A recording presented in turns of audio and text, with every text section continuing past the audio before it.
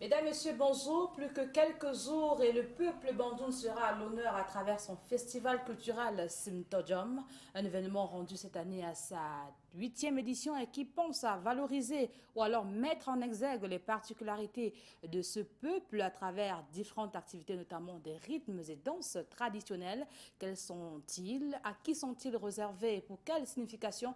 On en parle tout de suite avec quatre dignes fils bandoun présents avec nous sur le plateau. Michel Kamga, bonjour. Bonjour, Merci d'être là. c'est moi qui vous remercie de me donner l'occasion de partager le plateau avec l'éminent professeur Kenny Fodo. D'accord, professeur, on profite pour vous saluer une fois. Bonjour, merci de nous renouveler votre amitié. Merci beaucoup, madame. Merci surtout à la chaîne de télévision Canal 2 International qui a pris sur elle d'accompagner en son, en images, en reportage et j'ajouterai en point d'information la communauté Banjun dans les préparatifs de, de la huitième édition de son festival de culture, Msmtojom, qui est placé cette année sous le thème Le groupement Banjun, son présent et son passé artistique, culturel et économique. C'est un plaisir, professeur. À côté de vous, on a Jean-Marie Nguetsuissi. Bonjour. Bonjour madame. Merci d'être là. Bonjour de nous donner cette occasion pour nous de vous dire ce que nous savons de la culture banjul. Alors, Joseph Kamga, bienvenue. Merci. Voilà, avec vous, messieurs et messieurs, on parlera du festival culturel Simtojom et précisément des danses et rythmes de la chefferie supérieure bandoune, je l'ai dit en entame. Professeur Fodop, combien de danses compte le groupement bandoune? Écoutez, les danses traditionnelles, puisque c'est d'elles qu'il s'agit, Bien font évidemment. partie intégrante du patrimoine culturel de la chefferie Banjun. Oui. Elles font partie, je dirais, de l'âme même de cette chefferie. Ah oui. À l'heure actuelle, la chefferie de Banjun dispose de nombreuses danses culturelles dont elle s'est dotée au fil des années. Vous voyez, du Koungan, ou Kougé, par exemple, au Mwop, Oui. si vous voulez, en passant par le Nso, le Messou, Le Lali. le Lali, Le Quai. la gamme, le Quai. Ouais. La gamme, si vous voulez, de ces danses est très étendue. Ouais. Mais pour être plus clair, on peut classer ces danses en trois grandes catégories. Des danses que je dirais réservées aux notables, des danses des sociétés secrètes, Ouais. comme par exemple le fameux Tso dont on a parlé tout à l'heure, Ou alors le et Kungan. ou le Kungan, et surtout le Tso qui est exécuté par plusieurs confréries, Ouais. comme par exemple le Nyelang, comme par exemple le Kwasi, comme le Mbedje, et le Kungan étant aussi une autre danse réservée. Et puis, on a des danses qui sont des danses populaires, c'est-à-dire ouvertes à tout le monde, comme le Mwop, le Mugo Poadjo, le Njimkam, et puis des danses qui sont surtout réservées aux jeunes, dont il faut avoir beaucoup d'énergie, beaucoup de force pour l'exécuter, et qui sont peut-être par rapport aux premières danses que j'ai citées, et qui sont plus anciennes, qui remontent à un temps très ancien, Ouais. plus récentes, comme par exemple le Benskin, ou encore le Chamassi. Je rappelle que le Benskin a été popularisé dans les années 90 Ouais. par le célèbre chanteur André Maritada et le groupe musical très connu Kuchwambada. D'accord. Michel Kamga, vous vous reconnaissez dans toutes ces danses. Dites-nous, quelles sont celles qui sont dites prestigieuses parmi ces danses? On peut dire que la plus prestigieuse, c'est le Tso. Pourquoi? Ben, c'est une danse qui est conduite par Sa Majesté lui-même, Voilà. de par sa prestance, Ouais. de par l'accoutrement des danseurs. Ouais. D'ailleurs, le professeur disait tout à l'heure que n'y va pas qui veut. Oui. C'est-à-dire qu'il faut avoir beaucoup de moyens pour rentrer dans cette confrérie, dans les confréries dont il parle, dans les confréries qui dansent le tso. Ouais. Cette année, au Msemtojom, on a par exemple, prévu qu'on danserait le Tso Kamkwa. C'est une danse créée par Sa Majesté Joseph Kamga lui-même, Voilà. qui a décidé donc de récompenser certains dignes fils Banjoun par cette danse-là. Ouais. C'est une innovation. C'est une innovation au Simtojom de cette année. Ou Euh, alors elle existait déjà, cette danse? La danse existait déjà. Ok. Bon, le chef Kamga est décédé en 1975. Vous imaginez que ça fait beaucoup d'années qu'il est parti. Ouais. Et donc, en dehors de cette danse, de cette prestigieuse danse de Tso, on peut lancer un coup d'œil du côté des dames pour dire qu'il y a également le Messou. Le Messou On qui est- reviendra, on en parlera des dames tout à l'heure. Ok, d'accord. Voilà, dites-nous, à quelle occasion est-ce que ces danses sont exécutées? La danse du roi, Oui, la danse conduite par le roi, évidemment. eh ben, elle est dansée à plusieurs occasions. D'abord, Les grands très généralement, funérailles. oui, voilà. Mais pas les funérailles de tout le monde. Ouais. C'est généralement dansé, comment dirais-je, quand un membre de cette société secrète, un membre de cette confrérie décède, on peut programmer la danse pour les funérailles de ce dernier.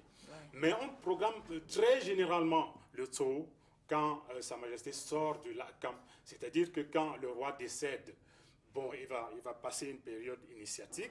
Et au bout de cette période initiatique, on va organiser cette grande danse pour manifester la joie, pour manifester la sortie du roi. De Sa Majesté. De Sa Majesté. Alors Jean-Marie de Nguetussi, la camp. quelle est la danse réservée aux reines-mères? Y a-t-il une danse? Eh bien, je crois que mon prédécesseur a commencé à évoquer, il s'agit de Messou. Ouais. Le Messou qui est dansé par les reines-mères. Vous savez, c'est une danse qui est réservée exclusivement aux reines. Ouais. Oui, elles dansent, elles font cette prestation lors des grandes cérémonies, comme vous avez suivi tout à l'heure, c'est-à-dire quand il y a une cérémonie comme celle que nous allons suivre très prochainement. Le le Simtojom. oui. Ouais. Quand le chef aussi sort de là, quand les reines doivent prester, et c'est avec cette danse qu'elles sortent sur le marché. Est-ce que les notables ont une danse à eux réservée, Joseph Kamga? Est-ce que c'est le cas à Banjoun? Bonjour. Les notables ont une danse réservée Ouais. par rapport à leur réunion qu'ils font. Ouais. Monsieur Kamga vient de dire que cette année c'est le tour de Kamkwa. Si tu n'es pas donc de la société Kamkwa, tu ne peux pas faire partie de cette danse. Donc, c'est donc le notable qui fait partie d'une confrérie précise dansera le tour de cette confrérie.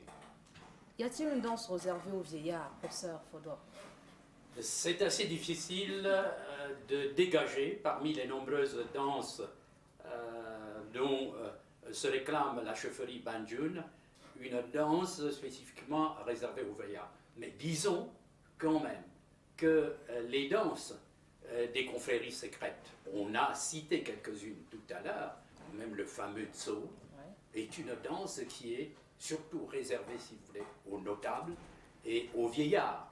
Et il faut bien préciser à propos de cette danse-là, hein, qu'en dehors, si vous voulez, de ces notables, et on peut peut-être dire que c'est une innovation, cette danse-là est ouverte à des personnalités de la chefferie Banjoun qui ont peut-être versé le prix de participation, car pour pouvoir y participer, quand on n'est vraiment pas notable, si vous voulez, patenté, quand on n'a pas encore une concession, hein, c'est pour ça que vous avez quand même un certain nombre de notables qui sont partis, si vous voulez, des villes, mais qui ont cette vocation à ensuite, si vous voulez, créer une concession, peut-être différente de celle de leurs parents, ou alors une concession qui est contiguë à celle de leurs parents.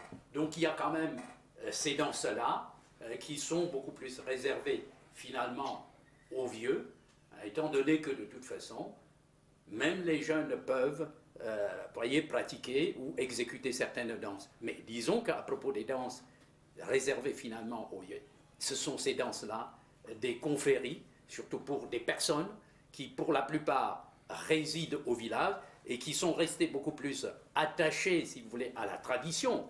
Il vous souvient qu'il y a quelques jours, nous avons consacré une autre émission comme celle-ci au thème La chefferie Banjul entre tradition et modernité. Et au cours de cette émission, nous avons fortement rappelé que bien que finalement la communauté Banjul de l'intérieur et de l'extérieur s'ouvre à la modernité, ça rime à cette modernité. Aujourd'hui, si vous le placez sous le signe de la mondialisation, elle reste après tout profondément attachée à ses racines, elle reste profondément attachée à ses traditions. La preuve, vous avez quand même un certain nombre de Banjul émigrés finalement dans les villes du Cameroun et même à l'extérieur, qui font ce qu'on peut appeler le retour aux sources et qui font tout et tout pour s'octroyer des titres de notabilité à travers, si vous voulez, le versement d'un certain nombre de primes, à travers, si vous voulez, un certain nombre d'actions, car on peut acquérir finalement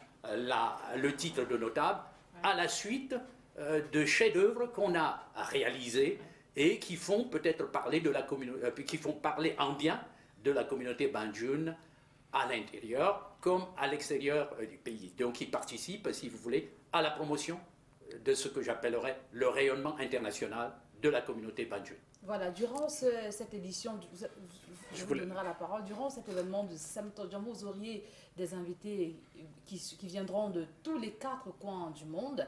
Il y aura des femmes, des enfants. Est-ce que ces personnes étrangères, Joseph Kanga, auront droit à une danse sans condition? Non, mais comme venait d'expliquer le professeur, il y a condition. Ils ne peuvent pas avoir droit à cette danse s'ils ne font pas partie de cette danse. Ça veut dire qu'il n'y a pas de danse réservée aux personnes étrangères ou alors ordinaires? Non, à Banjul, c'est classé. Ouais. C'est classé. Donc, quelqu'un ne peut pas venir danser du n'importe quoi. Il n'y a pas une danse populaire, danse pour la foule? Bon, il y a une danse pour la foule qui se fait au quartier. Déjà, Oui, sur la place du marché, c'est... Ce sont des danses réservées. Oui. D'accord. Michel Kanga? Je voulais apporter un complément à ce que mon frère Joseph dit. Il y a des danses populaires. Il y a des danses populaires. Par exemple, le muto. Je pense là aux danses des dames. Ouais. Le muto, c'est littéralement l'enfant qui commence à danser. Et donc, ça, il n'y a pas de conditions pour danser. Ouais. Il y a le gua, par exemple. Bon, ça, c'est peut-être pas une danse en tant que telle, parce que c'est, on peut dire, entre la danse et l'animation. Ouais. Bon, ça également, il n'y a pas de condition pour y être, pour danser, si on veut danser. Ça, c'est pour les femmes. C'est vrai que même dans les étapes de socialisation des jeunes garçons, c'est assez difficile de voir un jeune en train de danser quand il n'a pas contribué. Je crois que c'est même, on peut dire que c'est une façon de dire à chacun de faire des efforts pour accéder à un certain niveau. C'est-à-dire que même le mbouop dont on parle, qui est une danse qui commence au quartier, ou le lali dont nous parlions tout à l'heure, qui commence au quartier avant de venir sur la place du marché, qui va certainement être exécuté sur la place du marché pendant la semaine du 9 au 16.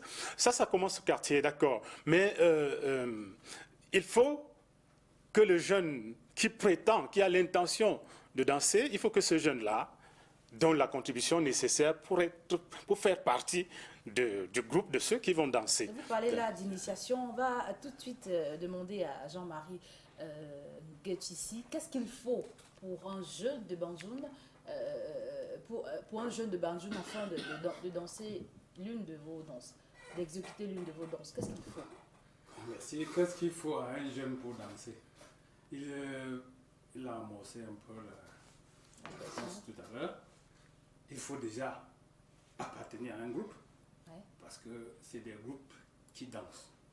Parce qu'il a parlé tout à l'heure de Lal, il a parlé de Muto, il a parlé et bien entendu aussi de Mungo, qui est déjà une danse reconnue par la chefferie, qui siège déjà à la chefferie. Il faut appartenir d'abord à ce groupe. Donc vous ne pouvez pas danser quand vous n'appartenez pas. Le professeur bien tracé en vous disant qu'il faut une contribution. Appartenir au groupe ne veut pas dire qu'on entre dans le groupe pour s'asseoir et faire n'importe quoi. Il faut payer ce qu'il faut dans ce groupe. Et qu'est-ce qu'il faut exactement? Et ce qu'il faut exactement, c'est les conditions qui sont... Il faut une tine d'huile, il faut une chèvre. Bon, vous parlez, ça dépend donc ça dépend des groupes.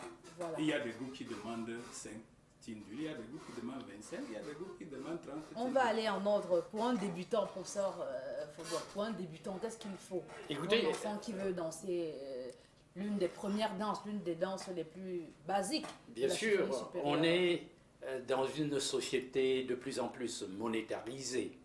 Et bien sûr, certains biens qu'on demande à l'aspirant, hein, ou au futur sociétaire, peuvent être, si vous voulez, des biens matériels, comme par exemple, vous l'avez évoqué, des sacs d'arachides, hein, des tines d'huile, si vous voulez, une chèvre, vous voyez, un gigot par exemple, je ne sais pas moi, de porc, et puis surtout du plantain, parce que quand les gens se réunissent, et de la boisson, bien entendu, quand les gens se réunissent, ils ne peuvent pas se séparer sans avoir finalement mangé, mais en plus de ça, il y a quand même, comme nous sommes dans une société monétarisée, il y a une contribution financière, parce qu'il ne faut pas non plus oublier que ce sont des sociétaires. Ils se retrouvent dans des réunions, et finalement, lorsqu'un membre vient, si vous voulez, à subir un malheur, les autres viennent en son secours, soit par exemple en se déplaçant. Hein, si le membre est par exemple loin du village, s'il lui arrive quelque chose, on va dépêcher un membre, les représentants du groupe qui vont peut-être aller lui rendre visite, dont il y a toujours une certaine somme d'argent qui peut varier selon, si vous voulez, les danses. Parce qu'il y a des danses, on commence toujours par les danses populaires. Hein, un jeune banjounet, pour montrer que finalement il s'assagit, qu'il prend de l'importance, il commence par le mouop, par exemple, qui est, si vous voulez, pratiqué, qui est exécuté dans tous les quartiers de Banjoun, et puis le lalé aussi, parce qu'il y a des associations de lalé, comme il y a des associations de mouop par quartier. Et puis, il y a de plus en plus des danses qui sont peut-être beaucoup plus, si vous voulez, sollicitées, qui sont beaucoup plus prestigieuses, hein, dont certaines ne s'exécutent que sur la place, par exemple, la grande place de la Chaufferie. On l'a dit tout à l'heure avec le zoo. Donc, il faut des conditions comme celle-là, participation financière, et si jamais on ne peut pas donner une chèvre, si on ne peut pas donner finalement de la nourriture, etc., ben, tout est peut-être transformé en argent, et vous envoyez, et il n'est pas exclu toujours que, et finalement, lorsqu'on adhère, les sociétaires souhaitent finalement la présence au moins du nouveau venu, mais il peut arriver que vous ayez un tuteur, hein, parce que vous êtes pris par vos activités hors du village, peut-être à l'extérieur, et vous envoyez peut-être votre tuteur qui vous demande une certaine somme, vous lui demandez finalement de faire tout, hein, de remplir tout ce qu'il faut en votre nom, en attendant le jour où vous vous présenterez vous-même, si vous voulez, à la société, et à ce moment-là, on vous accueille en vous donnant à peu près les conditions qu'il faut, les respects ou les codes qu'il faut quand même respecter, parce qu'il n'y a pas de société sans code. Vous voyez, nous vivons dans une société de plus en plus codée, et ces groupes-là ont leur code, respect finalement d'une déontologie qui est peut-être propre au groupe. Voilà ce qu'on peut en dire très rapidement. Ouais, qui reçoit ces cadeaux ou alors ces présents de nouveaux venus? C'est le président du groupe de danse, Michel Kamba. Donc je voudrais commencer par dire que au sein de la famille, parce que généralement nos familles sont polygamiques, au sein de la famille donc polygamique, ce qui se passe généralement, c'est que le chef de famille reçoit d'abord les enfants, et petit à petit, chaque enfant, maintenant, en allant chez son père, en allant chez le père de tous, va apporter un fagot de bois. Parce que toutes les histoires qui vont être faites seront faites autour du feu. Donc, c'est petit à petit. Donc, quand l'enfant apporte son fagot de bois, on grandit avec lui sur le plan sociétal. On grandit avec cet enfant, et quand il atteint un certain âge, on sent qu'il est donc digne de faire partie, de faire partie du groupe des danseurs de l'allée. C'est-à-dire, comme c'est une danse guerrière, le lali est une danse guerrière, donc quand l'enfant atteint un certain âge, à partir de 10 ans, on va tout simplement lui dire, voilà, tu as atteint un niveau où tu ne dois plus rester uniquement au sein de la famille, il faut aller au sein du quartier maintenant. Et dans le quartier, Sa Majesté a désigné quelqu'un qu'on appelle généralement le Tadir, Lali. Et donc, les enfants qui ont atteint cet âge-là vont progresser, vont partir de leur concession vers la concession de ce notable désigné. Et donc, c'est à ce niveau-là qu'on va leur donner les conditions pour faire partie du groupe des danseurs de Lali. Ce que je dis pour le Lali est valable pour le Mwop. Je ne vais pas pousser pour aller plus loin, mais c'est un peu comme ça que ça se passe. On va vous dire, vous devez donner tel nombre de sacs d'arachides, parce que nous, on ne trahit pas. On sait, vous allez donner vous allez donner peut-être le porc, vous allez donner ceci. Maintenant, quand vous changez, quand vous grandissez encore, il faut partir à une classe supérieure. À l'étape supérieure. Et plus vous grandissez, plus vos charges sont importantes. C'est ce qui faisait dire au professeur tout à l'heure qu'il y a certaines danses qui sont réservées à de personnes plus âgées, parce que le temps d'y arriver et le temps également d'économiser pour accéder à ces sociétés secrètes, ce temps fait que, comme il est tellement long et les conditions sont rigoureuses, ça fait que vous battez. Et finalement, quand vous avez ce qu'il faut pour accéder à ce niveau-là, vous avez déjà atteint un certain âge. Bon, mais ça ne veut pas dire qu'il y a des danses qui sont spécifiquement réservées. Parce que si j'étais à ce niveau-là et si je décède, il y a mon fils qui va venir me remplacer. Et donc là, vous allez voir qu'il est jeune, mais en fait, il est jeune, mais il représente quelqu'un qui est vieux. Bon, voilà à peu près ce que je peux dire. Voilà, maintenant, on va parler de l'apprentissage des pas de danse. Joseph Kamga, ça se passe comment un jeune qui a contribué apprend à danser, par exemple, du lali? Oui, comme M. Kamga venait de dire, dans la société, ça s'apprend. Comment? Ça dit le Tadir Lali, par exemple, comme il venait de dire, il vous apprend les pas. Si à l'occasion d'une cérémonie ou alors le jeune de temps en temps va chez le Tadir Lali pour mémoriser ou alors apprendre ses pas de danse, c'est en cérémonie que ça se passe ou bien? En cérémonie de cette société-là.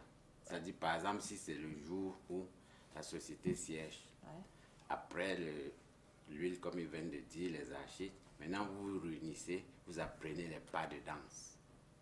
Alors Jean-Marie Nguetsuissi, qu'est-ce qui adviendra à celui qui a contribué, qui a été initié, mais qui ne danse pas au moment venu? Y a-t-il une sanction? Merci pour la question. Vous allez me permettre de revenir un peu en arrière par rapport à l'autre question qui était celle de savoir à qui on remet les présents. Effectivement, la société est tellement organisée que quand vous venez avec ce qu'on vous a demandé, il y a quelqu'un qui est chargé de recevoir. Et quand il a fini de recevoir, il dit donc là-dedans que le nouveau venu a rempli les conditions qui lui ont été demandées. Et vous allez peut-être demander aussi où vont ces présents ou bien ce qu'il a apporté. Ça va se redistribuer au milieu entre les membres qui étaient là. Et c'est comme ça que chacun va progressivement récupérer petit à petit ce que lui... ce qu'il avait donné au début. Exactement. Donc, pour revenir à votre question, à la question que vous venez de me proposer, il n'y a pas un caractère obligatoire pour danser. On ne danse que quand on sait qu'on peut bien danser et qu'on est dans des conditions pour danser. Donc, on ne peut pas sanctionner. On peut peut-être sanctionner, mais quand vous avez dit pourquoi vous ne dansez pas, on ne peut pas vous sanctionner. L'essentiel, c'est déjà d'être dans le groupe. Et ceux qui ne dansent pas, encouragent ceux qui dansent. Professeur Fodo, qu'est-ce qu'il faut pour convier ces différents groupes de danse à un événement à Banzoun? Si en funérailles, on aimerait que le groupe de danse de Tso arrive, par exemple, pour rehausser l'éclat de l'événement, qu'est-ce qu'il faut? Écoutez, il y a que l'information va être diffusée aux différents membres des sociétés appelées à s'exhiber pendant la danse à travers un certain nombre de canaux. Ça peut être le fameux tam-tam arabe, hein, le bouche à oreille, parce que chaque société a ses responsables, hein, le tadieu par exemple, et qui peut être à Banjul ou bien à l'extérieur, et de plus en plus maintenant, dans une société ouverte à la communication par téléphone, évidemment, on agite finalement cette voie-là. Mais comme on parlait quand même des réunions tout à l'heure, parce que ces confréries-là tiennent des réunions, par exemple au village, ce sont des réunions hebdomadaires, pour certaines mensuelles.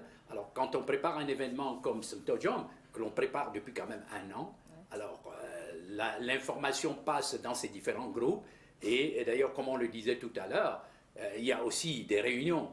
Le chef qui fait appel finalement à ses élites, ou alors aux membres de la communauté de l'intérieur, évidemment, saisit ces occasions-là, où il réunit d'abord ses notables, puis ses élites, pour leur passer après les messages.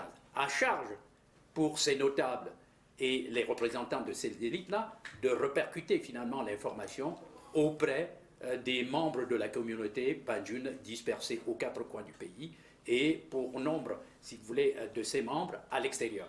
Donc voilà en gros comment on passe à peu près l'information. Il y a le canal des réunions, le canal par exemple individuel, le bouche à oreille, et puis d'autres canaux, sans compter aussi un canal comme Canal 2 International ou d'autres médias qui peuvent être des médias écrits, puisque ceux qui initient finalement ces danses-là passent des communiqués finalement à la presse ou alors organisent des émissions autour de cet événement comme l'émission qui nous rassemble ici. Jean-Marie, y a-t-il des accoutrements dédiés à ces différents groupes de danse? Bien entendu, chaque groupe de danse a un accoutrement particulier. Ouais. Vous allez voir ceux qui dansent le mwop, qui dansent torse nu. Oui. Et pourquoi torse nu? Parce qu'au départ, c'était pour montrer qu'on était beaux garçons. Oh là là. Ah oui. Et c'est à cette danse que beaucoup trouvaient des fiancés ou bien des proposés par la suite. Ouais. Et vous allez voir donc pour ce qui est de l'ali, c'est une danse qui se fait avec comment on appelle ça? Le grelots. Oui, c'est qu'on porte au pied qui fait du bruit. Et parce qu'il faut vraiment faire du bruit pour qu'on sente que vous êtes en train de bien danser. Et pour le tso, comme vous avez suivi, il y a beaucoup d'accoutrements, le chapeau. Je crois que vous avez déjà vu comment le chef supérieur, lui, il sort avec son gros chapeau parce que c'est le plus grand chapeau parmi les danseurs ce jour-là. Et il y a la peau de panthère. Il y a la peau de panthère, il peut y avoir autre peau, mais nous savons que c'est la peau de panthère. Donc voilà brièvement l'accoutrement pour les 3 danses particulières. Et ce gros chapeau qu'abordent souvent certains danseurs, pour ça que... Oui, justement, j'allais dire qu'à propos de l'accoutrement, c'est vrai, il a évoqué à peu près le torse nu, mais peut-être qu'il faut ajouter que ces danseurs, par exemple, de Mwop, ont noué autour de leur rein, si vous voulez, des morceaux de tissu, un peu comme le tissu, le ndop, si vous voulez, qu'ils font finalement tourner. On peut même dire des robes, des sortes de robes volantes. Et puis, comme vous le disiez si bien, à propos du tso, ou de certaines danses, mais notamment du tso, les plus gradés et les plus vieux, si vous voulez, ont des serviteurs. Ce sont parfois des fils, mais ou alors des serviteurs qui les aident à supporter, si vous voulez, ces chapeaux-là, très encombrants et très massifs. Ils sont lourds également. Ça pèse. Oui, ça pèse parce que là, oui, ce sont souvent des enfants qui les accompagnent, qui les suivent dans leur mouvement de danse, puisque bon, la danse tso, on fait juste le tour de la place de la chaufferie, on ne fait pas 2 tours, et il y a ceux qui sont âgés et qui ont, si vous voulez, des chapeaux, des casques plus grands, et on sait bien que celui qui a le plus grand casque, c'est toujours le roi. Bon, mais lui, comme il se produit pendant quelques minutes, il ne reste pas toute la durée de la danse, là aussi, il se fait quand même aider par quelqu'un qui le suit, de sa cour qui le suit et qui l'aide, si vous voulez, à supporter ces charges-là qui sont très encombrantes. Donc, toujours à propos, si vous voulez, de ces accoutrements, on n'a pas beaucoup parlé finalement des dames. hein. Les dames portent le fameux kaba, hein, taillé peut-être toujours dans le même tissu. Les femmes qui exécutent la danse muto. Et là aussi, sans compter que de toute façon, pour des danses nobles comme par exemple le Messou, vous savez que ces belles dames-là, ces reines mères, qui portent des perles, hein, qui portent finalement des bijoux, hein, accrochés finalement au cou, et qui portent aussi des pagnes, si vous voulez, multicolores. Et des enfants, et chez les enfants, Joseph Kamga, quelle est la tenue aborée par les enfants pour danser? Ça dépend des danses. Ouais. Par exemple, sur le lali, l'accoutrement est différent. C'est constitué de quoi? Il y a les Pagne. feuilles de poule, Ouais. les feuilles de poule, avec le sac. On a cousu les feuilles de poule sur le sac. Ouais. Et puis on fait ça rambo l'enfant. Il danse également torse nu. Non, le lali, c'est dans le torse. Il y a quoi de traditionnel sur son habit? Il y a le ndop. Est-ce que les enfants abordent également le ndop? Les enfants issus de la chefferie, ils peuvent aborder le ndop. Voilà. Et si elle le mérite, hein, parce que ce n'est pas parce que tu es l'enfant du chef que tu peux aborder le ndop, Ouais. n'importe comment. C'est quand tu le mérites. Voilà. Parlons maintenant des rythmes et chansons qui accompagnent finalement ces différentes danses, Michel Kamga. Comment appelle-t-on ces mélodies? Tout simplement les mjop. Les voix. Et à un moment, on entend des cris et tout. Qu'est-ce que cela symbolise? Écoutez, quand je danse, par exemple, Ouais.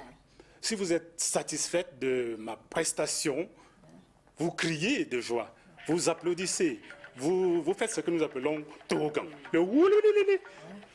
C'est pour animer l'espace. Bon, mais les chansons en elles-mêmes, généralement, sont des onomatopées, parce que c'est rare de voir cette espèce de lyrisme dans les chants de danse à Banjul. C'est-à-dire le lali, par exemple, dont nous parlions tout à l'heure. Oh, oh, oh, oh, oh, oh. Vous voyez, donc on ne dit pas des paroles, mais on entend des choses qui peuvent faire que les pas de danse rythment avec la chanson.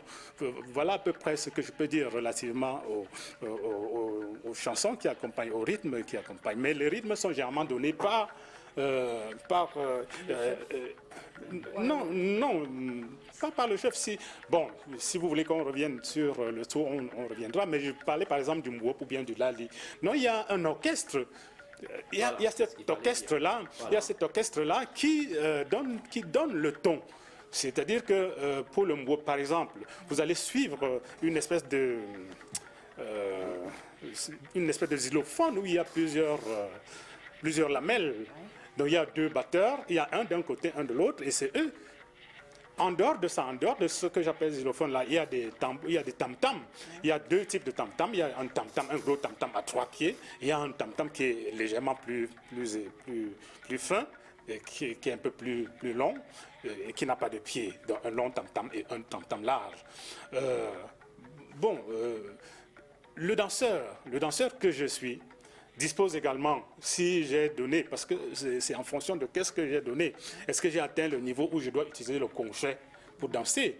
Si j'ai donc atteint ce niveau, je danserai le mwop avec mon conchet, qui n'est pas donné à tout le monde, bien entendu. Donc cet ensemble de conchets et de tout ce que l'orchestre de la danse donne, qui ma foi, nous font aller au pas, au rythme donné par l'orchestre. On comprend, professeur, que la mélodie du lali est différente du tso, par exemple. Oui, forcément. Forcément. Parce qu'à propos d'ailleurs des rythmes, vous avez par exemple le tso, comme c'est une danse noble, qui symbolise, si vous voulez, la puissance, la noblesse et des danseurs.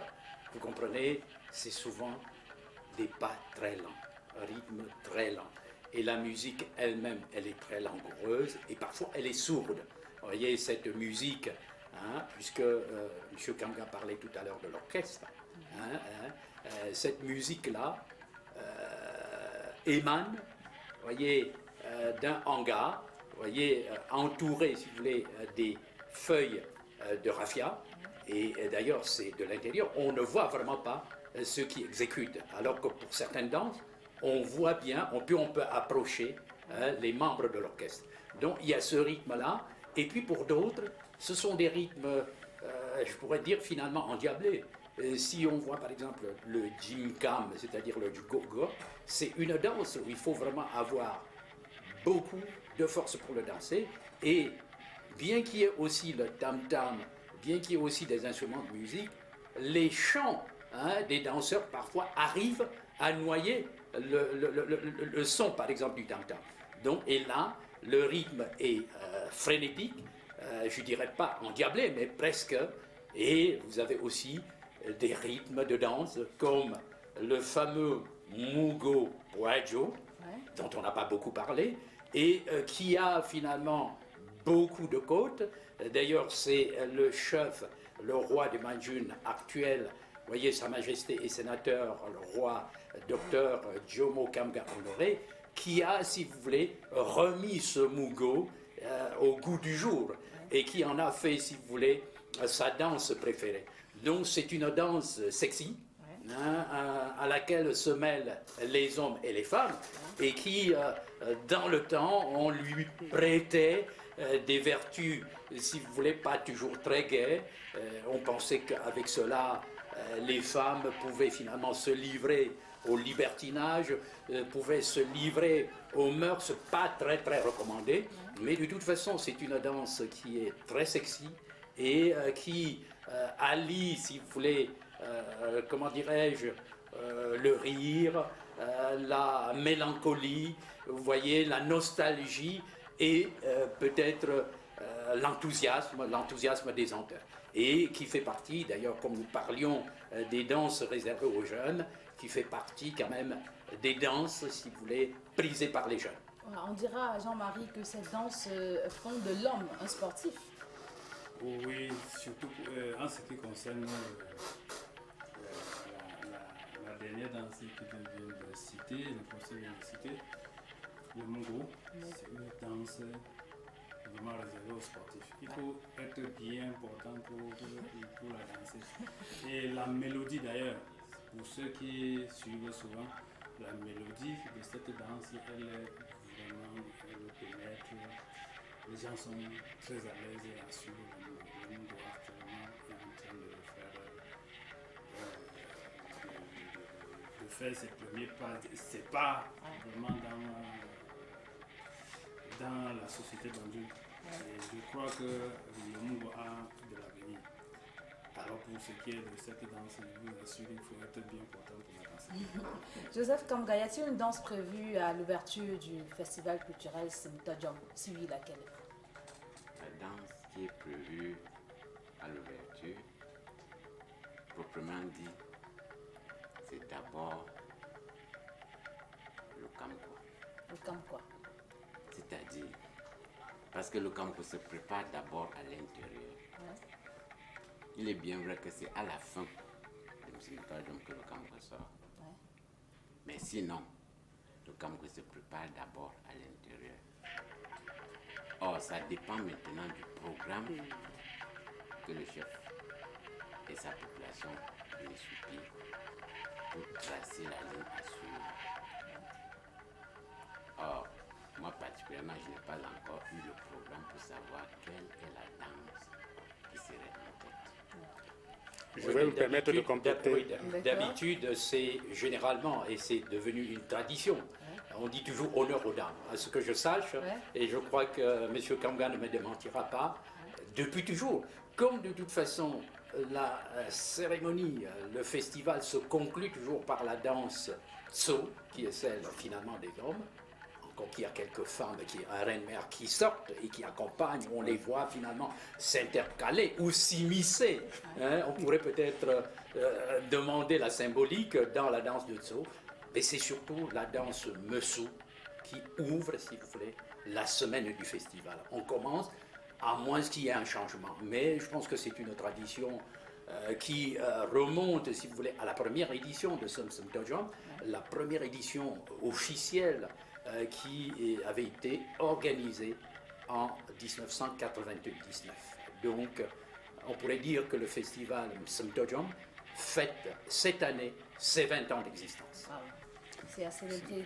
Et pour sortir... Ce que je voulais ajouter à ce que le professeur vient de dire, c'est que les dames seront à l'honneur. Mais comme vous le savez, l'orchestre des dames est constitué d'hommes. Ouais. Et donc, on va commencer le matin par la danse de Mwop, qui est une danse réservée aux jeunes, comme je disais tout à l'heure. Et ce sont les gens qui vont danser ce Mwop, qui vont donc orchestrer, si le mot est juste, c'est eux qui vont donner le rythme à cette prestigieuse danse des dames qui ouvre donc le bal du festival le 9 novembre. Voilà, pour terminer, Jean-Marie, y a-t-il une danse à Banjul qui est en train de disparaître? La danse qui disparaît à Banjul, il a fait allusion au début de quoi? Lingua. Bon, ce n'est pas une danse, C'est une animation. Une animation qui est en train de disparaître. Il y a le moto même qui n'est plus le moto que nous avons connu. Donc, je peux vous dire que le moto, c'est ça qui réunissait et que une fille, à partir de 10 ans, apprenait à danser. Mais aujourd'hui, elles sont où? Elles sont en ville et puis elles ne savent même pas de quoi il s'agit. Donc, progressivement, et parallèlement à celles qui disparaissent, il y en a qui font leur apparition. Vous avez le Dimasa qui est déjà à Banjul, qui est une danse déjà reconnue. Donc vous comprenez que s'il y en a qui, et le Dimasa est beaucoup plus dansé par les femmes. Les femmes se retrouvent très bien là-dedans. Pour répondre à votre question, je pense que le bois est en train de disparaître. Si on ne fait pas quelque chose, je crois que beaucoup d'enfants d'ici 10 ans ne sauront même pas de quoi il s'agit. Ouais. Il y a le moto aussi qui n'est plus le moto que nous avons connu. Merci. Et je crois que je ne peux pas, vous allez me le permettre. Ouais, avec plaisir. Merci terminé parce que je crois que c'est une tirant comme ça à la fin. Ouais. Sans vous dire qu'en prélude à cette cérémonie de Simtojom, nous avons pensé mettre sur le marché un livre, et je crois que tout ce que nous avons dit aujourd'hui, c'est tout. Est résumé dans ce livre. Tout est résumé. Si vous voulez, je peux vous le présenter. On aura l'occasion de le faire, monsieur Jean-Marie Ngetussi. Merci, cher monsieur, d'être venu. Je vous invite sur la piste pour esquisser quelques pas de danse. Je vous retrouve tout de suite, mais avant, on va dire merci à notre équipe technique constituée à la réalisation de Parfait Zambo, à l'assistance réalisation Francis Ngemnan, à la caméra Dieudonné, au son mixage Lionel Le Capfeu. Mesdames, messieurs, merci de rester des nôtres. Que la culture soit avec vous. Mais avant, on esquisse quelques pas de danse.